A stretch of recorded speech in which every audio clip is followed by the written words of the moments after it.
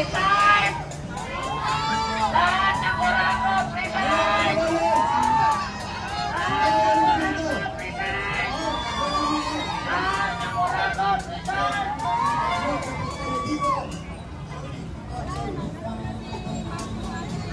Lahat ng kurakot, resign! Lahat ng kurakot, resign! Lahat ng kuwala, mabatay!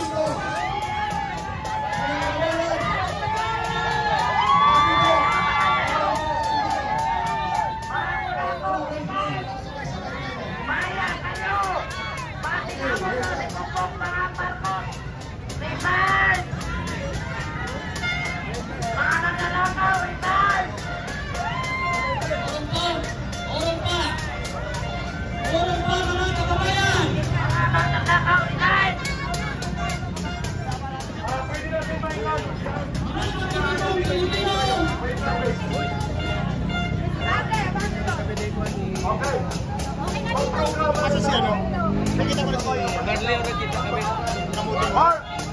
Halika, lumapit ka kung kaya. Mark! Try mo kung maabot ka dito. Hindi naabot yung mic. Go, Mark! Go! Okay, go! Wala tayong mic! Wala tayong sounds! Ayan. Wait lang para magkarinigan tayo. Go ahead, Mark. Inulit ko ang ating sinasabi kanina, mga kapatid, na hindi tayo naparito, kagaya ng ibang mga grupo na tinatapunan ng putik, basura ang mga kapulisan. Sapagkat tayo ay naparito upang hindi labanan ang mga kapulisan kung hindi labanan ang korupsyon sa ating bansa. Hindi po pwede na matapos ang taong ito na hindi mapapanagot ang mga politiko kumain sa bayan ng tao. Hindi pwede na dumating ang December na mag-celebrate ang mga congressman, anak ng congressman at ang mga politiko na ang gagamitin nilang pera sa kanilang Christmas, sa kanilang party, sa kanilang bakasyon ay pera ng taong bayan. Hindi pwede na matapos ang administrasyon ito na hindi may pakulong si Martin Romualdez at si Sandico. Kami po ay nananawagan Mr. President Bongbong Marcos. Ano bang klaseng investigation ang kailangan ninyo? Hindi ba't sinabi na ng Vizcaya family? Hindi ba't sinabi na ni Congressman Tony na sangkot sa pagnanakaw si Sandico pati si Martin Romualdez? Anong investigation pa ba ang kailangan? Ang taong bayan, hindi naniniwala Bongbong Marcos na may patutunguhan at may mapupuntahan ang investigation. Paano naniniwala ang taong bayan na may mapupuntahan ng investigasyon ito kung ang nag-iimbestiga ay sangkot sa nakawang sa gobyerno? Kaya ang taong bayan, Mr. President, pati dyan sa tagapagsalita ng palasyo na si Per Castro, kung ikaw ay sinungaling, huwag mong ilaway ang taong Pilipino. Sinungaling! Pinoy mo, saan ba nanggagaling ang fake news libat sa buwangan ng Pangulong Bongbong Marcos? Tama! Nung sinabi niya sa kanyang zona na mahigit 5,500 ang flood control project na natapos. Yan po ay sinabi ni BBM. Ngunit ang tanong ng taong bayan, Mr. President, saan mo nilagay ang 5,500 na project control dito sa bansa? Hindi kami maniniwala sa mga politiko, hindi kami maging sunod-sunuran sa mga congressman na walang ginawa kung hindi kainin ang pera ng taong bayan. Bongbong Marcos, mahiya ka naman. Martin Romualdez, mahiya ka naman. Pati ikaw, Sandico, mahiya kayo. Pati sa mga anak ng kontraktor at politikong kumakain sa pera ng taong bayan. Biruin mo kung gaano kawalang hiya ang mga anak ng politikong kurakot, pati anak ng mga kontraktor.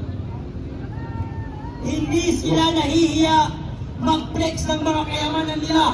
Pero ang mga kayamanan yan ay galing sa ating mga Pilipino. Tingnan mo si Jay Alonte, pati si Clarin ko, kumakain sa ibang bansa, nagkakahalaga ng 759,000.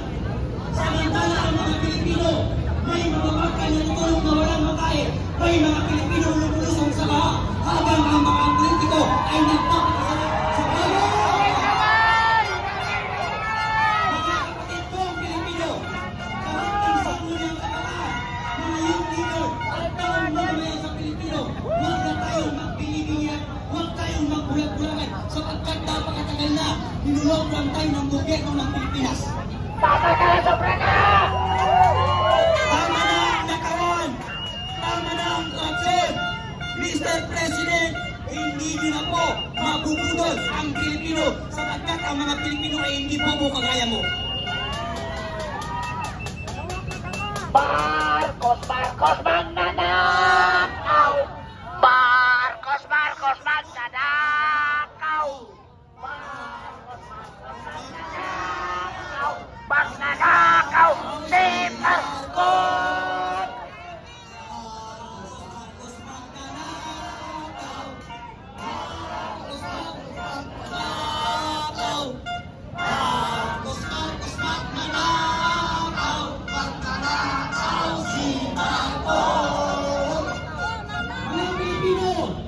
Gumising na tayo sa katotohanan.